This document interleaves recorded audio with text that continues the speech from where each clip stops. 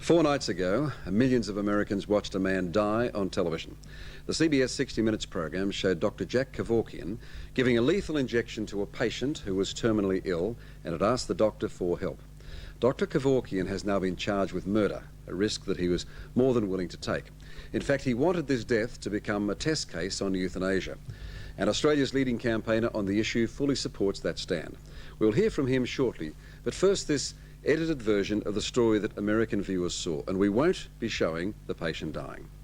This could never be a crime in any society which deems itself enlightened. Tom Yoke led an active life. He restored and raced vintage cars. But 2 years ago, at age 50, he was diagnosed with Lou Gehrig's disease, a devastating, incurable illness that destroyed his muscles. He lost the use of his legs and then his arms. His family says he was in terrible pain, had trouble breathing and swallowing, and was choking on his own saliva.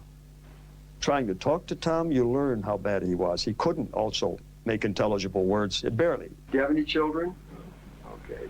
And you could see him breathing, gasping, leaning back every time he tried to talk. He couldn't utter more than a few syllables at a time because of the weak muscles. And he was terrified of choking, terrified. Up to now, Kevorkian says he's helped people to die by having the patient flip the switch to start the lethal drugs flowing. And Tom could have done that. But Kevorkian suggested that instead, he give Tom a lethal injection. Did Tom know that you were making, in effect, an example Yes. of him? Yes. He did? Yes. And I sensed some reluctance in him. I did. Because he thought he was getting assisted suicide. That's right. And actually, this is better than assisted suicide. I explained that to him. It's better control. Then he did agree, which I think, I didn't force him to agree. He did agree. How do you know he agreed? I had him signed saying that he chose direct injection, and he signed it. To be administered by a competent medical professional in order to end with certainty my intolerable and hopelessly incurable suffering. Did you understand all that? Okay. Tom signed the statement and thought he was about to die, but Dr. Kevorkian wanted to postpone it to give Tom more time to think it over. You don't want to wait another month or so? You want to wait a week? How about 2 weeks? 2 weeks? 1 week? Can you wait 1 week? Yeah. All right, at least we'll stretch it out 1 week, okay? Let's not hurry into this. But I got a call the next night from his brother saying, Tom wants it now. He just was terrified and he was very afraid of choking to death. And he must have felt that he was on the verge of it. And I couldn't have him suffer in that kind of frame of mind, because if the man is terrified, it's up to me to dispel that terror. So 2 nights after the first visit, Dr. Kevorkian returned. The family had been told to leave before he arrived to avoid possible criminal charges as accessories. Tom, do you want to go ahead with this? Yeah. Shake your head yes if you want to go. All right, I'm going to have you sign again your name, and we're going to date it today, okay? Kevorkian told us the authorities probably do not know that this was euthanasia. He gave us the tape, he says, to force their hand. Absolutely. Absolutely. I've got to force them to act. They must charge me. Because if they do not, that means they don't think it's a crime. Because they don't need any more evidence, do they? You have to dust for fingerprints on this? Kevorkian sees euthanasia as a fundamental American right, part of life, liberty, and the pursuit of happiness. And this is the ultimate self-determination, to determine when and how you're going to die when you're suffering. And those who say that Jack Kevorkian, Dr. Death, is a fanatic? Zealot. No, not a fanatic. Sure, you try to take a liberty away, and I turn fanatic. Now, as I said earlier, that report was edited so that you wouldn't see the lethal injection or the patient's death. It's not the right hour to show such things on television. Dr. Philip Nitschke has seen the uncut version. So has National Party Senator Julian McGauran, who is a staunch opponent of euthanasia.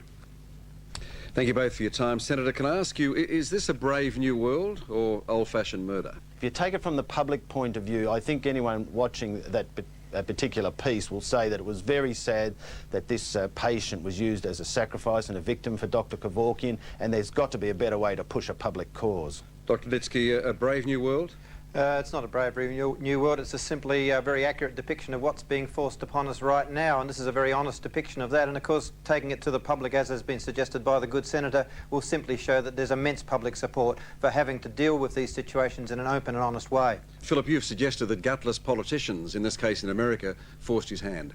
Yes, I think that's true not only in America, it's also true in Australia. We want politicians who actually legislate on this matter so you don't see families like we saw here finding themselves in increasingly desperate straits to the point when they themselves admitted they just didn't know what they could do, to the point of ringing up Kevorkian and being very, very grateful that someone out there was prepared to stand up and help that dying person. Senator, go on. This is an absurd argument by the doctor. The Parliament has debated this. I don't think there's been a time in the last decade where such a conscience issue has caused so much debate. We haven't dodged this issue. It's been debated and put to rest, and Dr. Nitsky is simply trying to relive it again. It's all over, Doctor. It's not all over, I'm afraid, Senator, and you're going to find that out yourself. It's not all over, and we're seeing right now why it's an event which will change. It will be the event, the sort of issue that will dominate some of the developments in medical changes over the next few years. Well, Doctor, you revealed today that, in fact, you've also videotaped death. Why have you done that?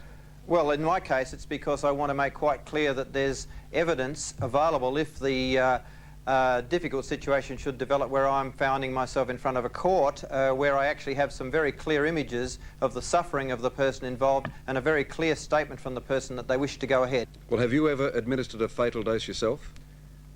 Well, yes, I've been quite open about that. But much like Dr. Kevorkian? No, I mean, nowadays that the legislation has been overturned by these gutless politicians we were talking about, generally people now take oral medication, they drink a glass of drug and they're asleep within half a minute. That's the general way it's carried out in Australia now.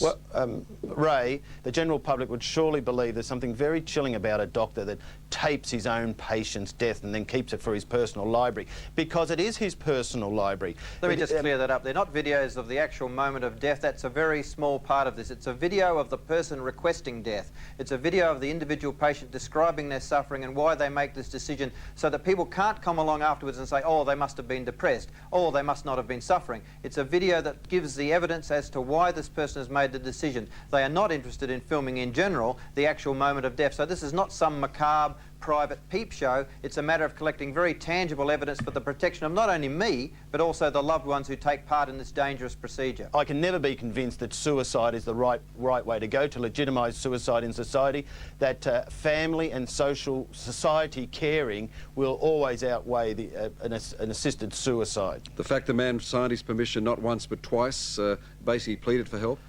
Yes, well, this isn't always the case. There's a lot of urging goes on behind the scenes that we don't hear about. Now, since the Northern Territory legislation, a report by the University of Melbourne medical journal found that those some 7 Northern Territorians that took advantage of the legislation when it was alive had a very common social factor, and that was they were all basically alone in society. I'll get your facts right, McGoran. They had symptoms of depression. There was some evidence of depression. There was some evidence of social isolation. Find me a person in this world who's dying who doesn't show some signs of depression. At the same point, they were all shown to be people who could give lucid, valid consent. So at some point, Senator, you're going to have to start listening to the patients. Well, Dr. Nitsky, what would you say to the charge that what Dr. Kevorkian did was a stunt, was a ghoulish, macabre political stunt? Well, look, it's obviously a way of raising the level of debate, and it will do exactly that. We've got a long way to go on this one, and Kevorkian is certainly moving us down that inevitable road towards some sort of resolution of this difficult issue. But see how that we're being moved down the road. We're being moved down the road at the sacrifice of human life. Haven't you got a better way to lobby? Every other group that pushes their moral point of view doesn't put up human sacrifice for it. All right, Senator, thank you for your time. Doctor, we thank you as well. Thanks, Ray. And Dr. Jack Kevorkian goes to court next month in America. It seems certain to be one of those celebrated American TV trials.